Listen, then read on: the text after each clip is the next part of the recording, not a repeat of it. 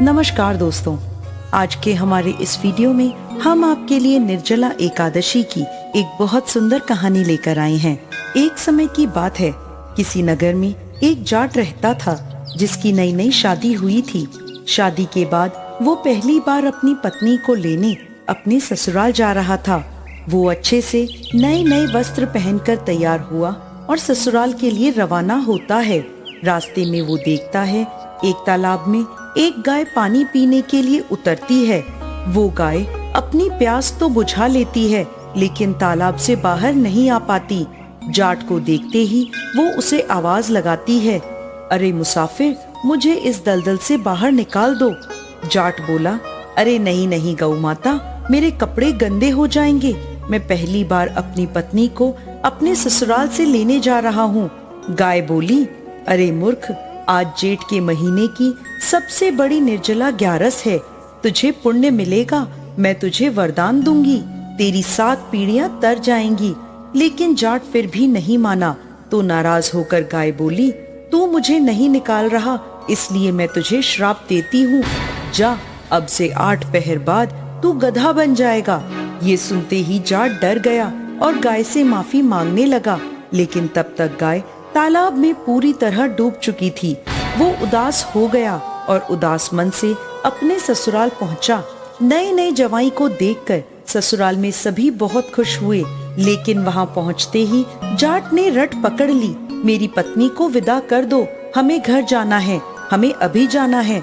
सभी ने बहुत मिन्नतें करी कि एक दिन तो और रुक जाओ, लेकिन वो नहीं माना।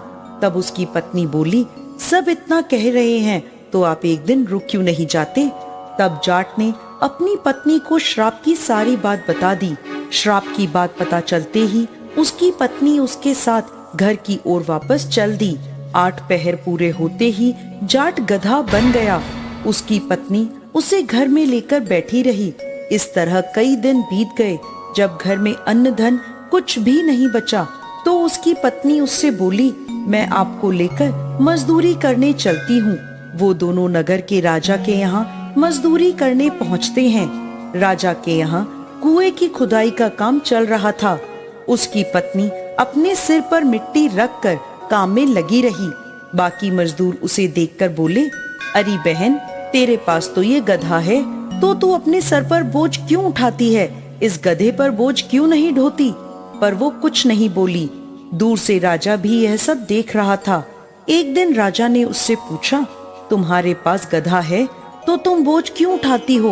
तो वह बोली, महाराज, यह कोई गधा नहीं, यह मेरे पति हैं, इन्हें श्राप लगा है। उसने राजा को सारी बात बता दी। तब राजा ने पंडितों को बुलवाकर इसका हल पूछा। तो पंडित बोले, राजा जी, इस परेशानी का एक ही हल है।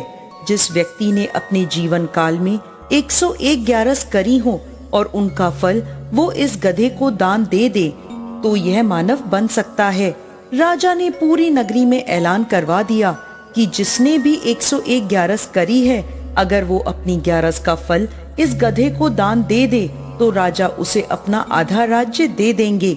लेकिन पूरी नगरी में कोई भी ऐसा नहीं था जिसने 101 ग्यारस करी हो। किसी ने 10, तो किसी ने 11, तो किसी ने 21 ग्यारस करी थी। तब वहाँ एक बूढ़ी माई आई और बोली, राजा जी, मैंने पूरी 101 ग्यारस करी है। राजा बोला, तुम अपनी ग्यारस इस गधे को दान कर दो, तो मैं तुम्हें मुंह मांगा वरदान दूंगा। बूढ़ी माई बोली, महाराज, मैं धन लेकर क्या करूंगी? आज हूँ तो कल नहीं, मैं यह धन किसे दूंगी? मैं इस गधे को अपनी ग्यारस देने को तैयार हूँ, लेकिन एक निर्जला एकादशी को मैं अपने पास रखूंगी। इस निर्जला एकादशी के फल से मुझे मोक्ष की प्राप्ति होगी, मुझे श्री हरि विष्णु की प्राप्ति होगी। ऐसा कहकर उस बूढ़ी माई ने अपनी 100 ग्यारस का फल उस गधे को दे दिया और वह गधा वापस इंसान बन गया। लेकिन 1 ग्यारस की कमी से उसका पूरा शरीर इंसान का हो गया, लेकिन गधे की पूंछ उसके शरीर से नहीं हटी।